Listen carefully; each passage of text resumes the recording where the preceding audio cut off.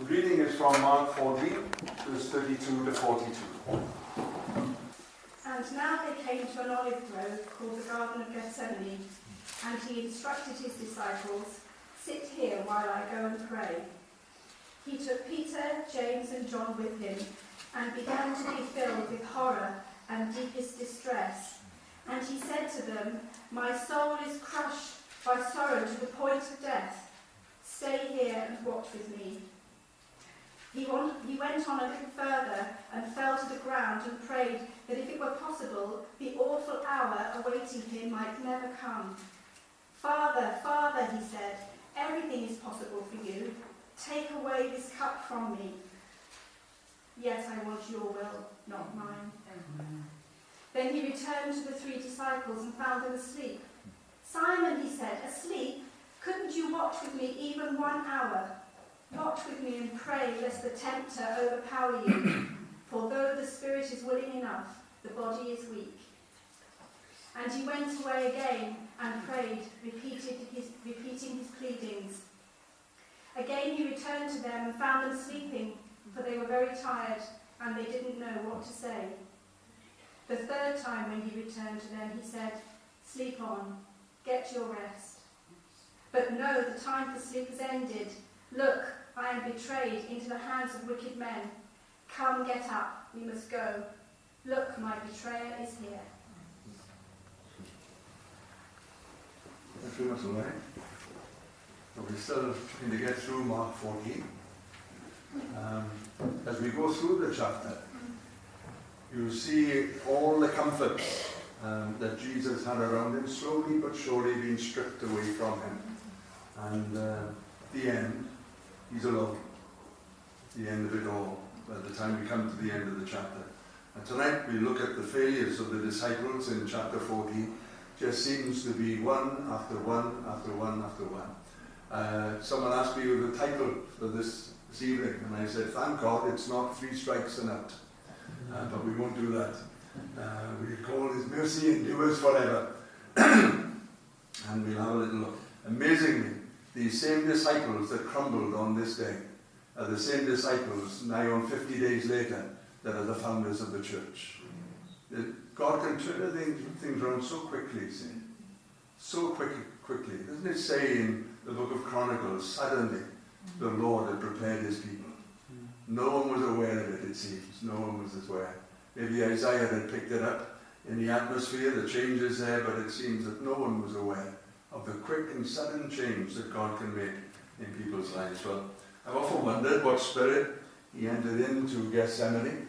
Often wondered what was the thoughts in his mind, because before we find Jesus with the spirit of prayer and the spirit of thanksgiving resting upon him. We find him speaking to Simon at the Last Supper, and he said, "Simon, Simon, Satan has desired to sift you as wheat, but I've prayed for you. I've prayed for you." That's not in the continuous sense. It's in the sense of a past prayer. So it's something that may have just happened there at the table. You see, you can lose yourself in God in the most busy of moments. And he had there prayed for Simon that he would be strengthened and helped at the end of it all, that he could help others. That spirit was resting on Jesus there at the communion table. We find at the end of the communion service that they had together, it says they sang a hymn. We looked at it last week. And the last hymn that they would have sung would have begun with these words: "Oh, give thanks to the Lord, for he is good, for his mercy endures forever." They would have sung the whole psalm. And in that psalm he would have sung this: "I will not fear what man will do to me." So that cuts out the thought that he was frightened of what was ahead of him. What he battled, I don't know. But I find it hard to believe that there have been Christians that died a better death than Jesus. He died the finest of all deaths. And we find with him in his approach to the cross of Calvary, yes, there are battles there, but the scripture doesn't really tell us what those battles were. Many have been the assumptions that it was this, or it was that, or it was something else. But we leave it today to find out perhaps on another day what the actual battle was that he was praying over.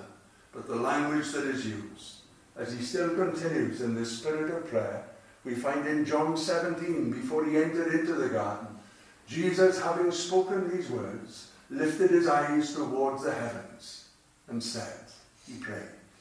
He prayed in that prayer of John 17 that God would glorify or be glorified in him, in Christ. He then went on to pray for his disciples.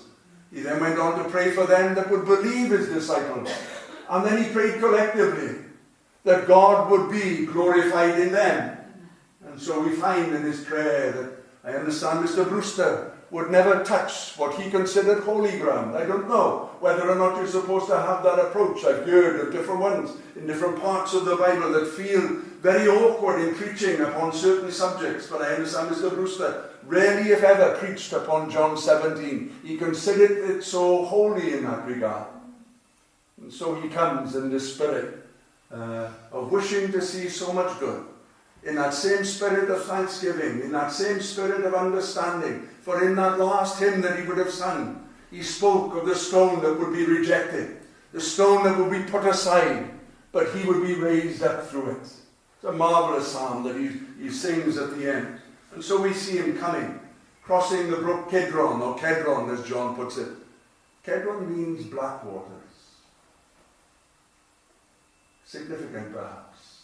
As he leaves the city, he crosses and passes through dark waters and enters into Gethsemane, a press, either for oil or for wine. And we see both seem to be so relevant to the situation. We find that, don't we? When he speaks to the fig tree, we find that he comes from Bethphage and Bethany, and they're speaking, and it's the place of figs, and there he's speaking to the fig tree.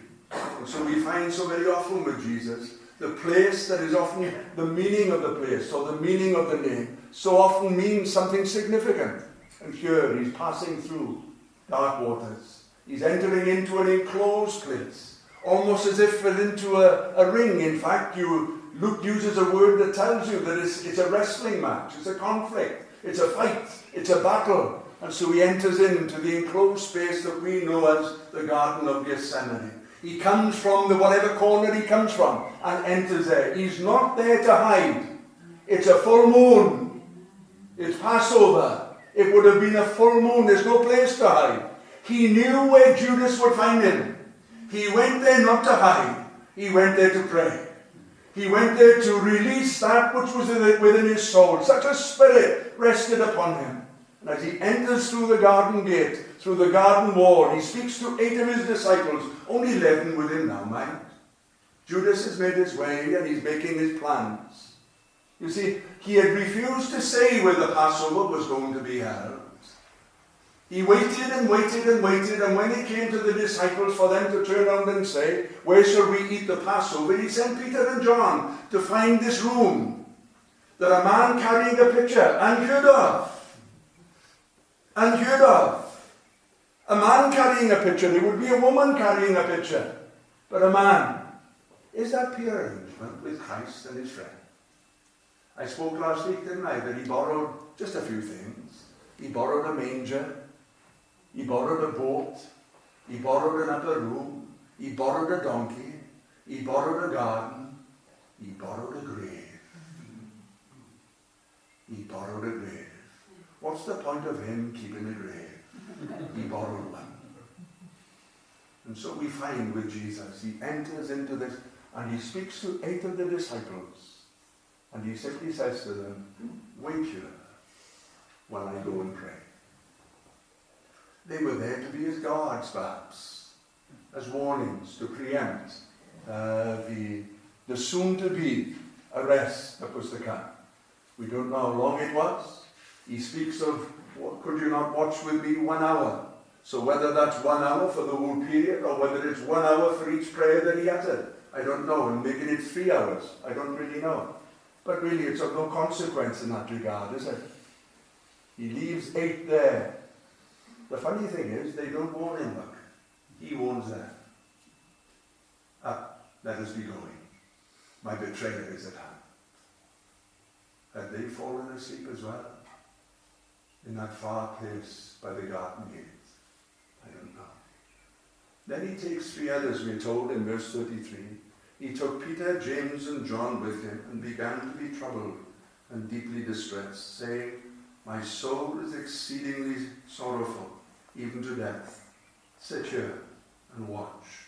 Matthew adds this, "Sit here and watch with me." And so the request had gone out.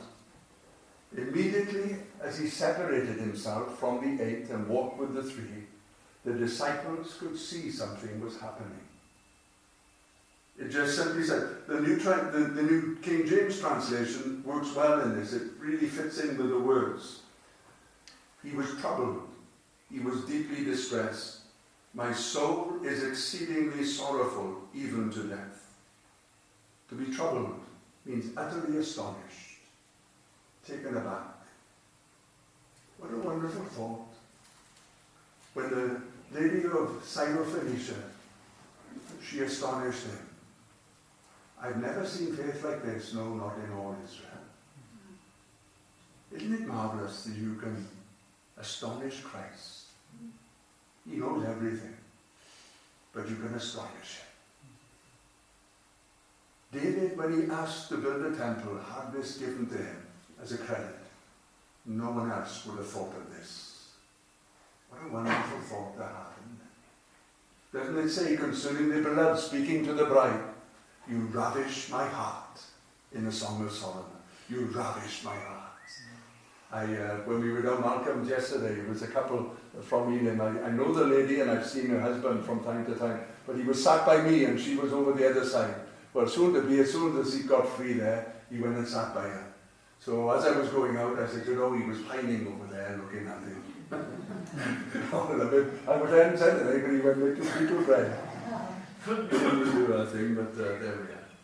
Troubled, utterly astonished, deeply distressed. That's a good translation of the word sore amazed that you've got in your authorized. Exceedingly sorrowful, deeply grieved. Often accompanied by the smiting of the breast. We've seen that in the Middle East, haven't we? We've seen it when they're burying young loved ones, and you see them smiting the breast. You see it. We hear of the public already. Smite his breast. Deep, deep grief that was there. And so it's something that's physical, that could be seen. They could see it on him. They could hear it in his voice. And he leaves the 3. This is what it says, verse 35. He went a little further. Luke says, he went a stone's throw away. I understand Charlie Stacey, I reminded him about it, in fact. I said, oh, Charlie, I remember a tape once being given to me. And I said, all it was the back end. It was in those days when they'd have 2 preachers in a convention service, and you'd have 2 sermons in one meeting. And Charlie preached this one, and he preached on a stone's cast away.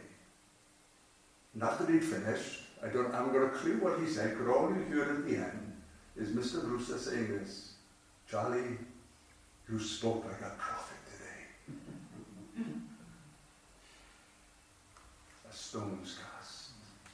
I don't know what that means in the sense of relevance for us. Just to give a distance in our own minds as to what it is, or whether there's some significance in that. I don't know. I really don't know. But Luke tells us it was a stone's throw away. Luke tells us that he knelt down. Mark tells us that he fell on his face. Matthew says he fell on the ground and prayed. No, sorry, that's what Mark says. But Matthew says he fell on his face. He fell on the ground and prayed. This wasn't the time when in other occasions when he's prayed, when he could be so, he could move from conversation into conversation with Christ, with God. And so he had that wonderful one, when them 2 Greeks came, and the disciples asked him, and he spoke, he said, now is my soul troubled, and what shall I say?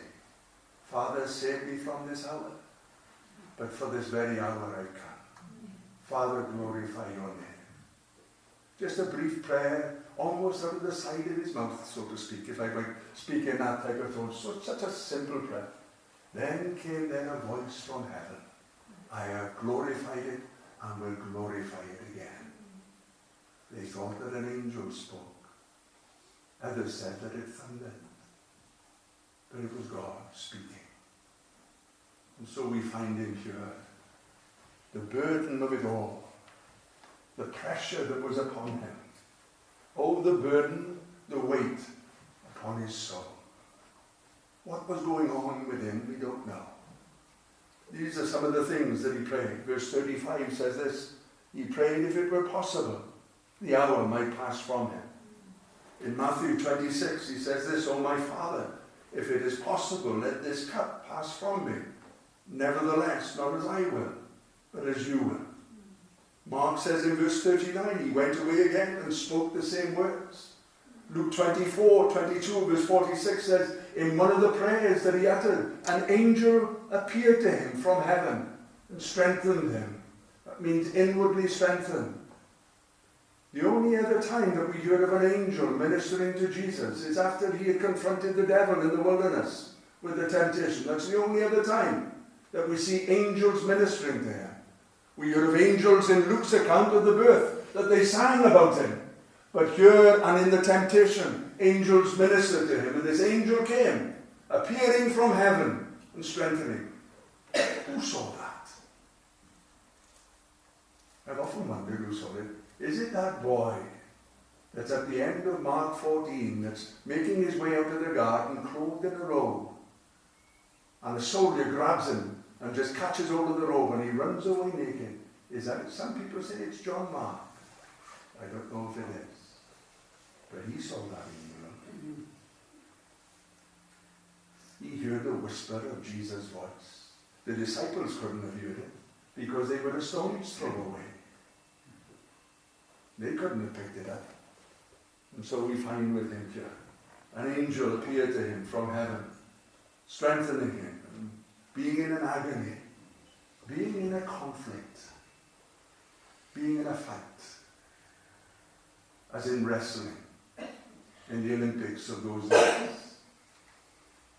Being in an agony, he prayed the more earnestly. Lovely words. His sweat was, as it were, great drops of blood falling to the ground. Tremendous sense of pressure here, of tension in the moment.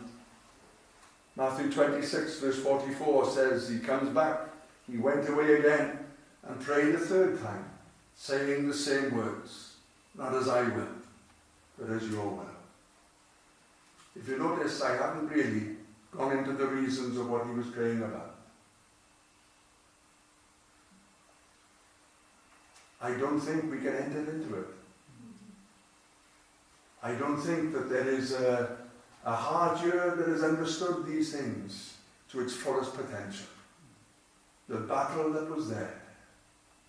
I cannot agree that he was frightened of Calvary. No. Because he had just sung, I will not fear what man will do to me. It cannot be that.